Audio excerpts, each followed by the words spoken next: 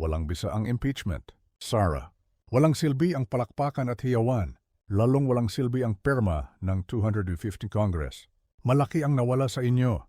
Sinayang ang boses ng mga Pilipinong gusto ay pagkakaisa at kapayapaan ng ating bansa. Pero maganda naman habang maaga nagpakilala na kayo. Hehehehe. Ang iba dyan, left the group na tumalon kayo sa patag. Look, may silbi nga ba? O mateknikal ang impeachment, back to zero ulit sila sa June. Sayang lang yung pera. Senator Chiz Escudero already confirmed that they cannot accommodate during recess. Yung impeachment proceedings, hindi daw legal, according to Sanchez, kasi they submitted late. Dahil di nila ma-accommodate at sa June 2 na, and then they have to meet on this PR. And then they have to give Sara Duterte 10 days to answer, and iba na rin ang members ng Congress and Senate by that time, wala na ring bisa ang na-file na complaint kahapon. In the words of Justice Carpio, the Senate is expired. Back to zero ang Congress in June. They have to gather new signatures again from the new members of Congress because mali yung timing. Sayang lang yung effort kahapon. Listen to the explanation of Justice Carpio as to why back to zero. Ang problema iba na rin ang mga tao sa Congress at that time. Iba na ayan ng House Speaker ay malaste yung mga pogi ng Quadcom. Back to zero nga. Baka sa June kaya na nila ng 800 signatures kahit 300 lang ang congressmen. Suntok sa buwan.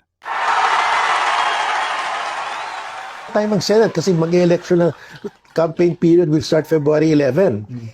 Wala na silang time. Babalik sila June. Pero sa June, konti lang. I think they have just 2 weeks to 14, 15 session days. Tsaka walang, they will not be interested. Hindi matapos. Kasi you have to give Sara 10 days to answer the complaint. Maubos yun eh. Yung 15 days yun, baliwala yun eh.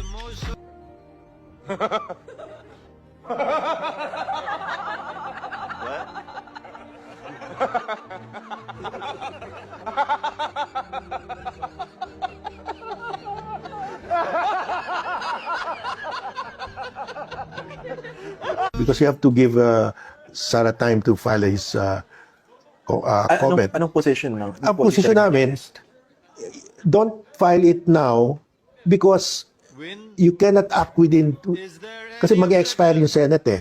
So there will be a new Senate. So you have to refile it. Start from zero. Oo, magsa-start from zero. Sasabihin ni Sara, expired na yung Senate. So they have to start all over again.